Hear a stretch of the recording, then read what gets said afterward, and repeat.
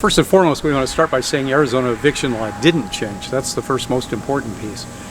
What the governor did in his executive order was to spell out 5 very specific areas for people they must read, understand, and more importantly, follow in notification to their landlord that they have a specific COVID-related issue that needs to be either addressed or taken into consideration.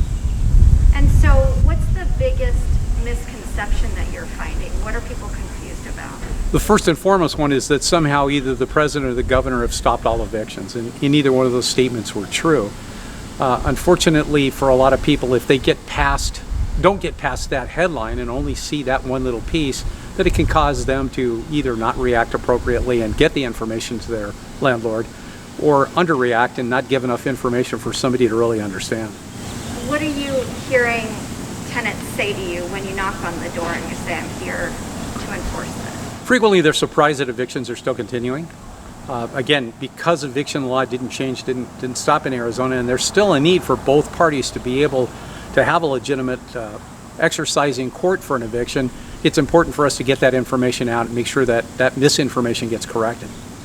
What are if you're a tenant who's been affected by COVID, what are the steps to get relief? The very first most important thing is to read that executive order. It's on the web. It's Executive Order 2020-14. It's 5 specific areas require you to put in writing whatever your concern is or your belief that you fit that exemption order in writing to your landlord in as much detail as you can possibly make.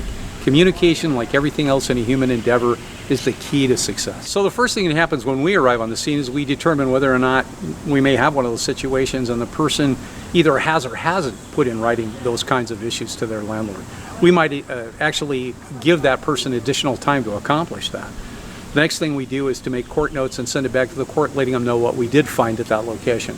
If a normal eviction action takes place and none of those things exist, you saw examples today where an eviction is carried out very low-key, very respectfully, and we move on to our next case.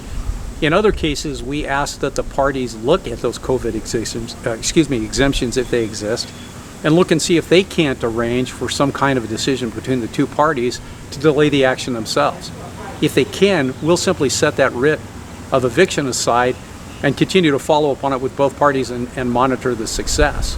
It's only if they can't do it that then the landlord or the plaintiff is compelled to go back to court and ask for a motion to compel hearing, which the judge will hold a separate hearing for, again, hear both parties and their requests, and then determine whether or not the constable's to carry out the order.